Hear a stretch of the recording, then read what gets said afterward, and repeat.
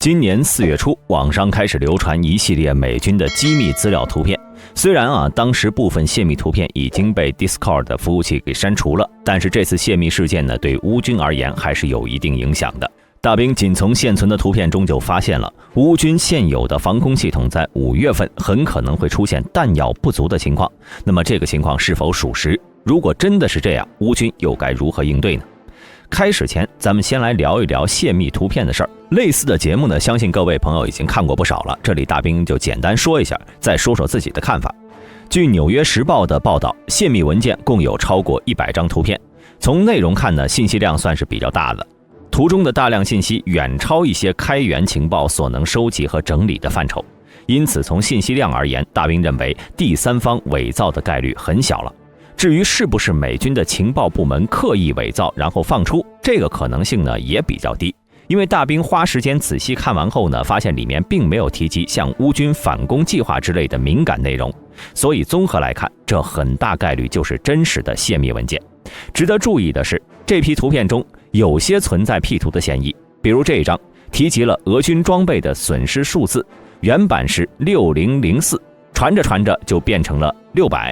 经常用电脑码字的朋友呢，应该能一眼看出这是在 P 图过程中忘记修改铅位分隔符导致的。另外被修改的图片中呢，上面一行也有类似的情况，把 Rotary Wing 明显空格数量不对，大概有 1.5 到2个空格，也是调整字符间距不当导致的。至于 P 图的动机嘛，其实也很好理解，就是希望俄军的损失少一点。不过这种行为呢，在大兵看来多少有些逃避事实了。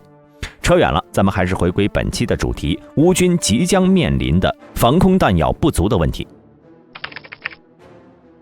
苏联解体之后呢，按照原苏联武装部队驻地归属原则，乌克兰实际上是分得了除了俄罗斯外独联体国家中第2大规模的防空部队了，包括了第8独立防空集团军下辖的第49和第60军，以及第2独立防空集团军第28军。其装备的各型中远程防空导弹系统也非常齐全，包括1代的 S75M3、S125M-M1， 第2代的 S200VM 以及第3代的 S300PT-PS， 再加上乌克兰陆军装备的 9K37 山毛榉和 S300V1 等防空系统。独立后的乌军呢，拥有和苏联时代基本相当的防空体系，其中包含了要地防空反导武器，也涵盖了野战伴随防空作战武器。不过这笔庞大的遗产对于刚刚独立后国力还不算强大的乌克兰来说，其实是一种负担，根本无法长期维持如此大规模的防空部队。而且更为致命的在于，虽然苏联给乌克兰留下了较为完整的防空部队和体系，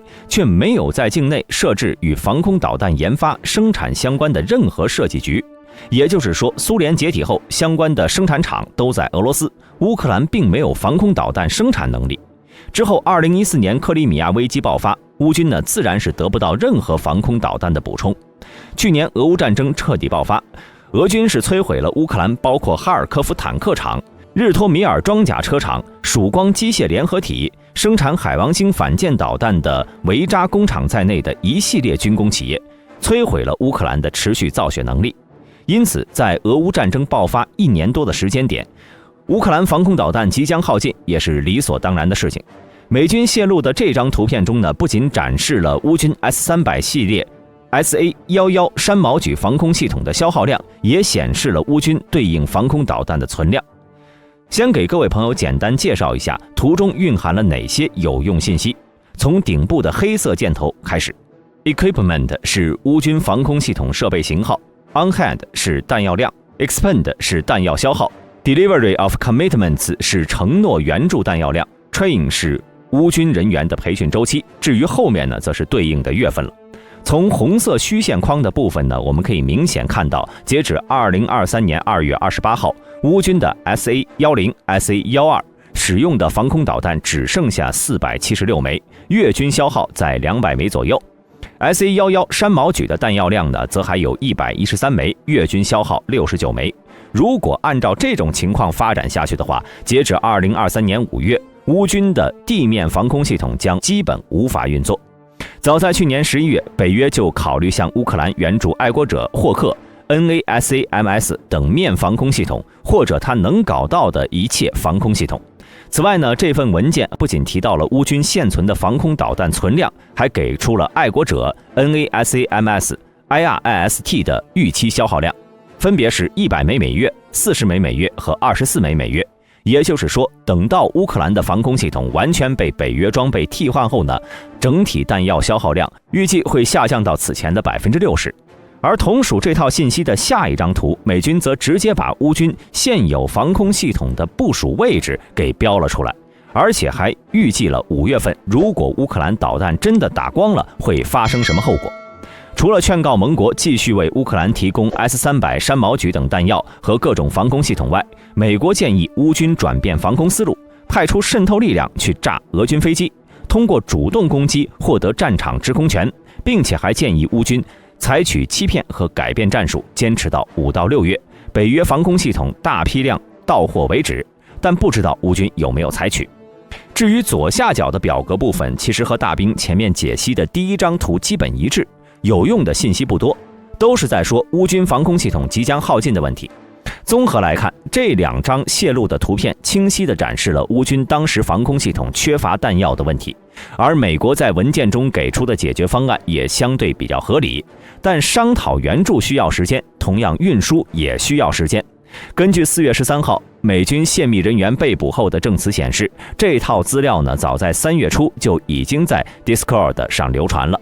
军方的情报搜集能力不用去质疑了，所以俄军掌握这套图片的时间应该比较早。这种情况如果是大兵，无论情报真假，都会对乌军防空系统发起多轮试探性的攻击，验证一下。那么问题来了，在北约防空系统交付前呢，防空导弹库存紧张的乌克兰军队如何度过呢？关于这一点，这套泄露的情报中并没有提及，但实际上呢，美国已经给出了解决方案。前面的泄露文件中描述，乌军山毛榉导弹在快速消耗，而乌克兰又不具备生产这种导弹的能力，因此是打一枚少一枚。随着导弹的消耗，导弹发射车呢就变得富裕了，因此美国智库提出了给乌克兰的 SA-11山毛榉发射车移植 IM-7海麻雀舰空导弹的设想。没错，继乌军米格29发射美制反辐射导弹和乌军为豹2安装爆炸反应装甲后，又一款北约苏制的大融合嫁接装备出现了。今年的1月6号，白宫批准了对乌克兰总价值30.75亿的军事援助，这其中包含了数量不详的 IM-7海麻雀防空导弹。值得注意的是，当时的援助清单中呢，只有弹药，并没有与之匹配的发射装置。因此，急于增强防空能力的乌克兰将海麻雀搬上了自家的山毛榉防空导弹发射车上。可以说，乌军最初呢只是抱着试试看的心态，没想到真的可以用。目前乌军并没有公开他们是如何让2种不同制式的武器装备实现兼容的。考虑到山毛榉使用的导弹和海麻雀两者呢都采用半主动雷达制导，作战原理基本一致，因此改装起来呢应该不算麻烦。但是嫁接防空导弹的骚操作，单凭乌军自己怕是很难搞定的，所以美军应该是提供了对应的技术支持。那么乌军这种嫁接式的防空导弹作战效能究竟是什么水平呢？先来说说 IM-7海麻雀，这是美军一款低空近程舰载防空武器，服役于1976年，射程19公里，飞行速度3.4马赫，主要用于拦截反舰导弹。从装备属性看，海麻雀这款舰空导弹属于军舰上的点防御导弹。所谓的点防御呢，就是指近程导弹，比较擅长海战，对付巡航导弹、武装直升机以及战斗机等空中目标并不擅长。但点防御导弹呢，一般机动性较好，能够有效拦截掠海反舰导弹等等，往往是作为军舰的末端拦截手段。例如 IM-162改进型海麻雀问世前呢，美国海军的航母就普遍装备了海麻雀。而美国之所以向乌军援助海麻雀，主要是因为已经有案例证明，美制苏制武器可以整合到一套作战体系内。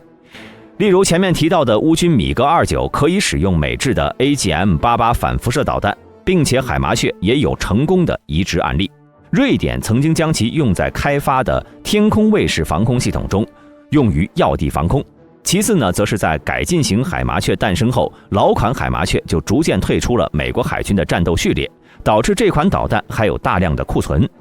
9K37山毛榉地对空导弹属于苏联时期研制的第3代野战防空导弹系统，北约代号 SA-11。目前呢有基础版和舰载版以及垂发版，其中呢舰载版是 SA-N7-12-17，垂发版是11356M 护卫舰上的那套，基础版呢则是乌军现在用的 9K37M， 服役于1984年。其配备的 9M38 导弹最大射程30公里，9M38M1 则有35公里，具有中距区域防空能力。两款拦截弹的飞行速度都是3马赫。虽然射程方面，山毛榉对比 IM-7 海麻雀19公里的有效射程高一些，但在速度方面，山毛榉是差一些的。不过，对于野战防空系统来说，明显射程射高才是最重要的。因此，从实用角度看，山毛榉和海麻雀结合之后，其作战效能可能会有所下降。而结合乌军现阶段面临防空导弹不足的情况来说，这也算是解了燃眉之急，合理解决了乌军防空系统从苏制全面换装北约装备的过渡问题。此外，海麻雀这款导弹问世后，已经装备了20多个国家和地区，其中德国、挪威等北约国家都储备了不少。所以乌军在未来一段时间内呢，应该不会那么头疼防空导弹不足的问题。总而言之，从今年3月开始到6月，是乌军全面换装北约防空系统的关键阶段。截止目前，据不完全统计，北约国家已经交付给乌克兰以及承诺提供的各型防空武器系统，主要包括中远程防空反导系统 SAMPT、中程防空导弹系统 NASAMS、IRIST、SLM、霍克和阿斯派德2000。近程防空导弹系统响尾蛇、复仇者、猎豹和 Skynex 型35毫米自行高炮。斯洛伐克和波兰也分别向乌克兰提供了少量的 S300 PMU 和 W125SC。